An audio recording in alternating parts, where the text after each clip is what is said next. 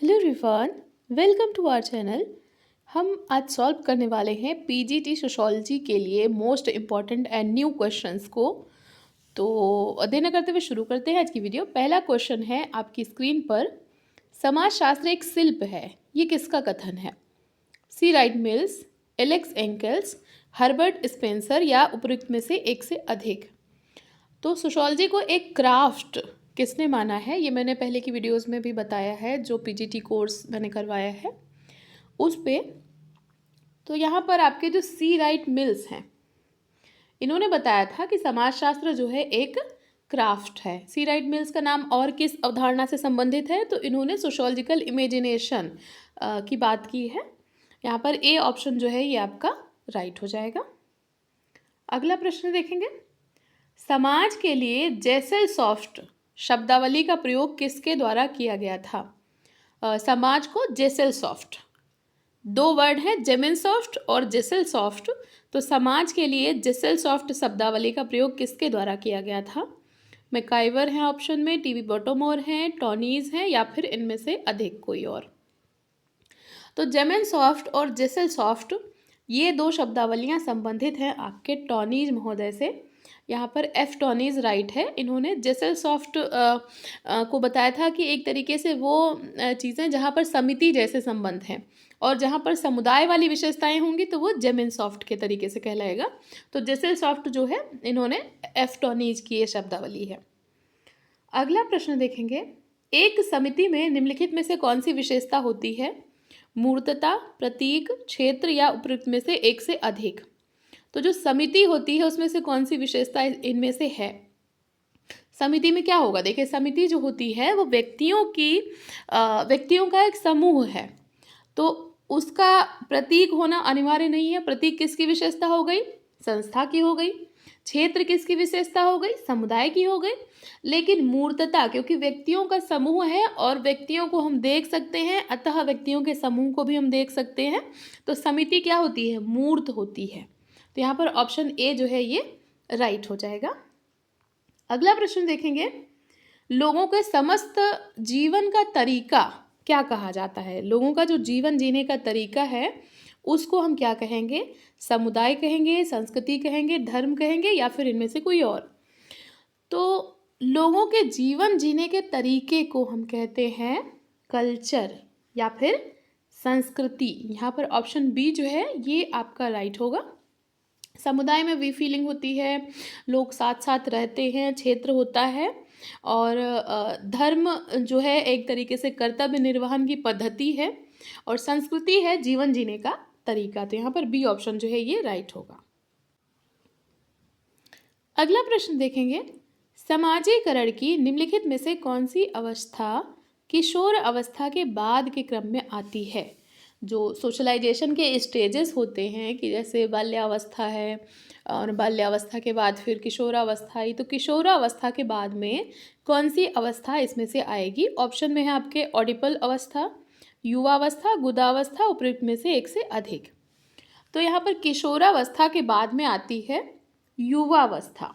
किशोरावस्था जो मानी जाती है वो आमतौर पर मानी जाती है जो है 13 से 18 के बीच में जो रहते हैं, टीनेज ग्रुप जिसको बोला जाता है।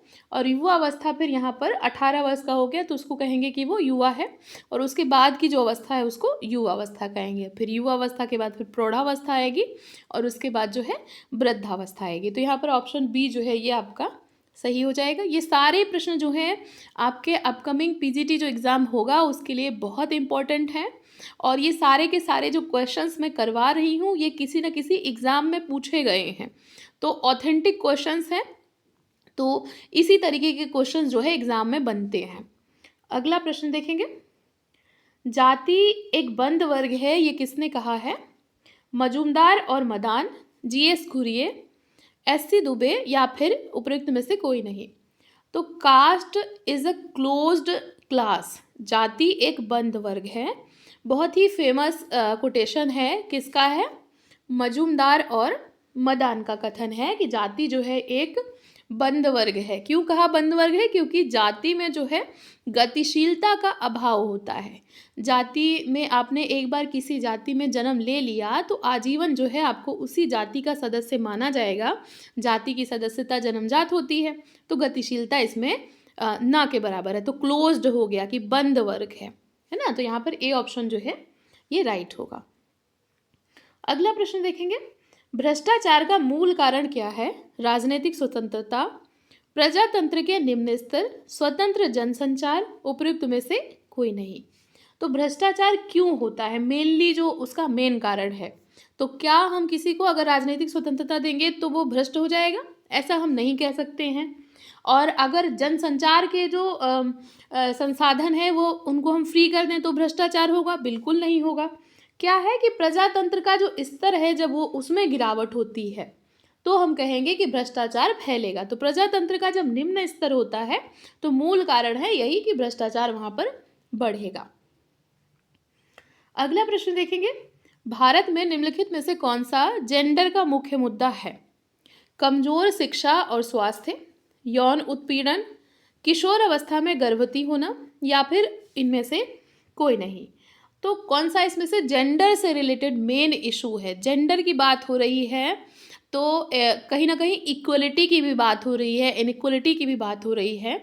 तो इसमें से कौन सी चीज़ है जहाँ पर जेंडर से रिलेटेड सीधा सीधा? तो ऑप्शन बी को अगर आप देखेंगे, ये सेक्सुअल हैरेसमेंट वो किसी का भी हो सकता है, पुरुष का भी हो सकता है, महिला का भी हो सकता है, इवन बच्चों के साथ में भी बाल दुर्व्यवहार की घटनाएं आती हैं। तो सेक्सुअल हैरेसमेंट अगर किसी का होता है तो उसको कहेंगे कि ये चीज़ है जो है जेंडर से रिलेटेड है। तो यहाँ पर बी ऑप्शन जो है ये आपका सही हो जाएगा।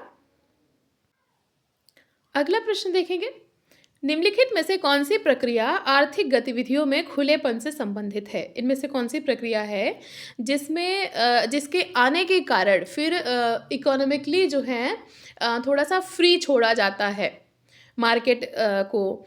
तो यहाँ पर औद्योगिकरण है ऑप्शन में, वैश्वीकरण है, पश्चिमीकरण है, या फिर उपयुक्त में से अधिक। तो औद्योगिकरण तो यहाँ पर नहीं होगा क्योंकि यहाँ पर आर्थिक गतिविधियों में खुलापन नहीं है बल्कि अधिकाधिक बड़े उद्योगों की स्थापना, ये इसको कहेंगे औद्योगिकरण, तो यहाँ पे संबंधित नहीं है। पश्चिमीकरण नहीं होगा क्योंकि पश्चिमी सभ्यता, वहाँ की संस्कृति, उसका अनुकरण। वैश्वीकरण ऑप्शन बी जो है आपका ये यहाँ पर सही होगा। क्यों? क्योंकि आर्थिक गतिविधियों में खुलापन मतलब बाजार को स्वतंत्र छोड़ दिया गया। यहाँ पर निजी शक्तियों को भी यानी जो निजी स्वामित्व वाली प्रॉपर्टीज़ हैं वो भी अपना प्रतिभाग कर सकती हैं। खुला बाजार, प्रतिस्पर्धा, ये सारी चीज़ें किसके कारण आई? ग्लोबलाइजेशन के कारण, यानी वैश्वीकरण के कारण। तो ऑप्शन बी जो है ये यहाँ पर राइट होगा। अगला प्रश्न है, वैश्विक गांव की शब्दावली को किसने गढ़ा? मार्शल मैक्लुहान, गिलपिन, रॉबर्टसन, या फिर उपयुक्त में से कोई नहीं। तो वैश्विक गांव, ग्लोबल विलेज, ये जो कॉन्सेप्ट है ये संबंधित है आपके मार्शल मैक्लुहान से। ये नेट में पूछा गया है एक दो बार क्वेश्चन और पीजीटी में भी इसके पूछे जाने के चांसेस हैं। तो वैश्विक गांव की जो शब्दावली है ये मार्शल मैक्लुहान ने दिया था। ऑप्शन ए आपका यहाँ पर राइट है। अगला प्रश्न देखेंगे, संस्कृतिकरण की अवधारणा के प्रतिपादक कौन है? जो संस्कृतिकरण का कॉन्सेप्ट है वो किसने दिया था? ऑप्शन में है आपके मजूमदार, दुबे, एम एन श्रीनिवास, या फिर उपयुक्त में से अधिक। तो यहाँ पर संस्कृतिकरण की जो अवधारणा है वो संबंधित है आपके एम एन श्रीनिवास से। इसमें इन्होंने जातियों की क्षैतिज ऊर्ध्वमुखी गतिशीलता की बात की है, जहाँ पर ये कहते हैं कि जो निम्न जातियाँ हैं वे द्विज जातियों का अनुकरण करती हैं, उनकी संस्कृति का अनुकरण करती हैं और दावा करती हैं कि वे भी उच्च कुल से या उच्च संस्कृति से संबंधित हैं और 2-3 पीढ़ियों तक दावा करती हैं ये चीज़। तो शायद थोड़ा सा उनको बेहतर स्थिति में माना जाता है। तो यहाँ पर ऑप्शन सी जो है एम एन श्रीनिवास संस्कृतिकरण की अवधारणा में ये सारी बातें करते हैं। अच्छा, एक चीज़ और आपके लिए बताऊं कि जब भी आप वीडियो देखते हैं ना तो कमेंट करके अपना स्कोर बताया करिए। इससे आपको एनालाइज करने में हेल्प होगी कि आपके जो है 20 में से कितने प्रश्न सही जा रहे हैं, क्योंकि पीजीटी में करीब करीब इसी तरीके के प्रश्न आते हैं। और 20 क्वेश्चन को आप मान के चलिए कि अगर 20 में से आपके 18 जा रहे हैं मतलब आप 80% प्रश्नों को सही कर पा रहे हैं, तो जो है आपकी तैयारी बहुत अच्छी मानी जाएगी कि आप जो हैं फाइनल सिलेक्शन की तरफ बढ़ रहे हैं। और अगर थोड़ा-सा डाउन है तो अभी उसको थोड़ा और इम्प्रूव करिए, कहाँ पे गलती कर रहे हैं, क्वेश्चन सॉल्व करने में गलती कर रहे हैं या कहाँ-कहाँ पे फॉल्ट आ रही है, उसको थोड़ा-सा नोटिस करिए। चलिए अगला प्रश्न देखते हैं। जाति किस पर आधारित है? रंग, प्रकार्य, जन्म या फिर उपयुक्त में से कोई नहीं। तो जाति जो है, जाति का मैंने बताया कि इसकी सदस्यता क्या होती है? जन्मजात होती है। तो जाति किस पर आधारित होगी? जन्म पर आधारित होगी। ऑप्शन सी आपका यहाँ पर राइट होगा। अगला प्रश्न देखेंगे। समाजीकरण की जो समाजीकरण है वो एक प्रक्रिया है। कैसी प्रक्रिया है? सीखने की, पढ़ने की, लिखने की या फिर उपयुक्त में से कोई नहीं। तो समाजीकरण आप जानते हैं ये कैसी प्रक्रिया है? ये एक सीखने की प्रक्रिया है। इसमें व्यक्ति अपनी संस्कृति को, अपने मूल्यों को, अपने जो मानदंड हैं उनको सीखता है। तो समाजीकरण सीखने की प्रक्रिया है और ये आजीवन चलती है। ऑप्शन ए यहाँ पर राइट है। अगला प्रश्न देखेंगे। जनजातियां कुछ नहीं है बल्कि वे पिछड़ी जाति के हिंदू हैं। ये कथन किसका है? ऑप्शन में है आपके GS Ghurye, SC Dube, Louis Dumont या फिर इनमें से कोई नहीं। तो जनजातियों को पिछड़े हिंदू कह करके संबोधित किया है आपके जीएस घुरिये ने, कि जनजातियां जो हैं वो हिंदू का ही भाग हैं, बस वे पिछड़ गई हैं। तो ये पिछड़े हिंदू हैं। ऑप्शन ए यहाँ पर आपका राइट है। अगला प्रश्न है। सकारात्मक और नकारात्मक संपर्क की अवधारणा का प्रयोग किसने किया था? Positive, negative, contact. ऑप्शन में है आपके गिलिन और गिलिन, गिडिंग्स हैं, समनर हैं या फिर इनमें से कोई नहीं। तो सकारात्मक नकारात्मक संपर्क यानी पॉजिटिव नेगेटिव कॉन्टैक्ट जो है ये बात करते हैं आपके गिलिन और गिलिन। ऑप्शन ए जो है यहाँ पर आपका सही उत्तर होगा। अगला प्रश्न है। समाज का उच्च एवं निम्न इकाइयों के मध्य संस्तरणात्मक विभाजन क्या कहलाता है? सामाजिक स्तरीकरण कहेंगे या सामाजिक विभेदीकरण कहेंगे या सामाजिक समानता कहेंगे या फिर इनमें से कोई नहीं। तो समाज को जब हम बांटते हैं उच्च और निम्न इकाइयों के बीच में तो इसको हम कहेंगे सामाजिक स्तरीकरण, क्योंकि यहाँ पर सिर्फ बांटना नहीं है बल्कि उसमें संस्तरण शब्द भी लग गया। अगर होता कि सिर्फ बांटना उच्च और निम्न इकाइयों में, यहाँ पर कि अलग अलग इकाइयों में बांटना, तो वो चीज़ क्या हो जाती? विभेदीकरण होता। लेकिन बात हो रही है उच्च निम्न इकाइयों के मध्य संस्तरणात्मक विभाजन, कि वहाँ पर स्तर भी बांटे गए हैं, कैटेगरीज डिवाइड की गई हैं कि तुम ऊंचे हो, तुम नीचे हो, तो इसको कहेंगे सामाजिक स्तरीकरण। अगला प्रश्न देखेंगे। अंतः समूह और बाह्य समूह की अवधारणा किसने दी है? ऑप्शन में आपके समनर, कूले, मैकाइवर या फिर इनमें से कोई नहीं।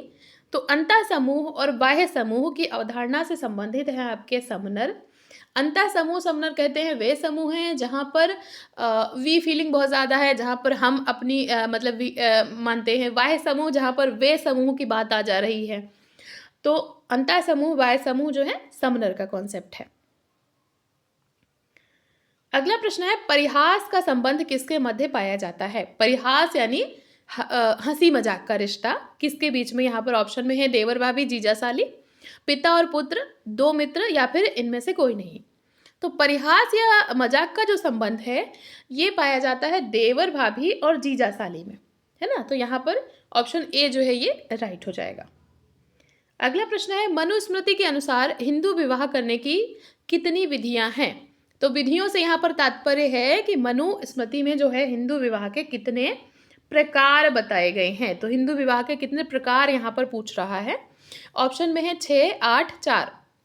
तो मनुस्मृति में हिंदू विवाह के 8 प्रकार बताए गए हैं। इस पर मैंने डिटेल वीडियो बना रखी है, आप उसको जरूर देखिएगा। प्लेलिस्ट में जब आप जाएंगे तो यूपी पीजीटी कंप्लीट कोर्स नाम से आपको पूरी प्लेलिस्ट मिल जाएगी। वहाँ पर पीजीटी का कंप्लीट कोर्स मैंने कवर अप करवाया हुआ है, उसको ज़रूर देखिए। उससे आपकी तैयारी बहुत अच्छी हो जाएगी और आपका कोई भी कॉन्सेप्ट छूटेगा नहीं। और जल्दी मैं प्लान कर रही हूँ कि इसका एक क्रैश कोर्स भी लेके आऊँ पीजीटी के लिए। जैसे ही मुझे समय मिलता है तो एक क्रैश कोर्स रिवीजन के लिए मैं लेके आऊँगी। तो प्रश्न देखते हैं अगला। निम्नलिखित में से कौन सी जाति की विशेषता नहीं है? जाति जन्म से निश्चित होती है, जाति के सदस्य अपनी जाति में विवाह करते हैं, व्यवसाय अनिश्चित होते हैं या फिर इनमें से कोई नहीं। तो जाति की विशेषता नहीं है। जाति में देखिए क्या चीज़ नहीं होती, तो जन्म से निश्चित होती है, सही बात है। अपनी ही जाति में विवाह करते हैं यानी अंतर्विवाही है, सही बात है। व्यवसाय लिखा है अनिश्चित होते हैं, ये गलत बात है। जाति में व्यवसाय जन्म से ही निश्चित कर दिए जाते हैं। जिस जाति के हो वही व्यवसाय तुम्हें करना पड़ेगा। तो यहाँ पर सी ऑप्शन जो है ये आपका सही नहीं है। तो ये थे आज के प्रश्न। अब कमेंट करके ज़रूर बताइएगा कि आपका जो स्कोर है वो कितना हुआ, ताकि आप अच्छे से एनालाइज कर सकें कि आपकी जो तैयारी है वो कितने प्रतिशत तक है और कितने प्रश्न आप कर पा रहे हैं। तो ऐसे ही पढ़ते रहिए, अपने गोल की तरफ आगे बढ़ते रहिए। वीडियो देखने के लिए थैंक यू सो मच।